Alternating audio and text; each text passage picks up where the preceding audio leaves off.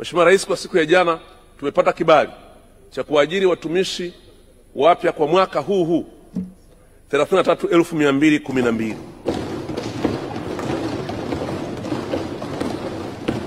Ajira hizi tukizigawanya tutapata za walimu takribani 10,000. Lakini bado ajira mbadala kwenye walimu tutapata pia. Kwa hiyo nikizungumzia kada ya walimu tu, nimejaribu kushauriana na wenzangu kwenye ofisi. Tumesema kwa kweli kwenye hizi ajira sasa hatuna haja ya kufanyisha usaili upya kwa upande wa kada ya walimu. Tutakwenda kwenye database kwenda kuendelea kupakua wale waliosalia ili tuendelee kuhakikisha kwamba tunawamaliza.